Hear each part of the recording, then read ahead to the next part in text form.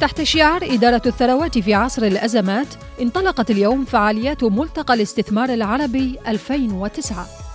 افتتح الملتقى سمو الشيخ نهيان بن مبارك آل نهيان وزير التعليم العالي والبحث العلمي بحضور الدكتور سليم الحس رئيس الوزراء اللبناني الأسبق، ومعالي مطر محمد الطاير رئيس مجلس الإدارة المدير التنفيذي لهيئة الطرق والمواصلات، ومعالي عدنان القصار رئيس الاتحاد العام لغرفة التجارة والصناعة، وتحسين خياط رئيس مجلس إدارة قناة الجديد اللبنانية، وحضور مكثف لأصحاب المعالي والوزراء وكبار الاقتصاديين العرب.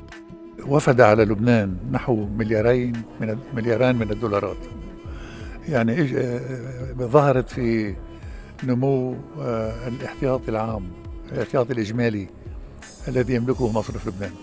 الاحتياطي الإجمالي كان 19 مليار، أصبح في حدود 21 مليار هلا حاليا.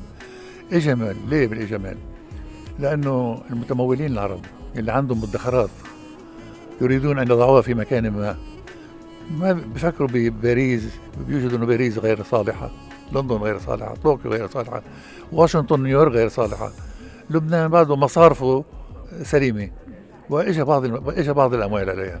تبادل الأفكار وتبادل الآراء وحتى تبادل تشخيص الأزمة الحالية بمختلف تأثيراتها على القطاعات المختلفة في الدول العربية، وإمكانية فهم المشكلة بيساعد على إيجاد الحلول أو اقتراح الحلول المناسبة اللي ممكن بين فترة وفترة يتم تنفيذ هالحلول هذه بشكل جزئي أو كلي من أجل التقليل من آثار الأزمة الحادة اللي تعصف بالعالم كله.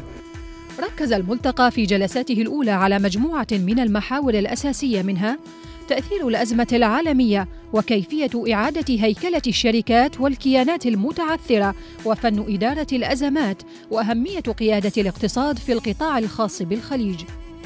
وستستمر فعاليات وجلسات الملتقى حتى 25 من شهر مارس الجاري.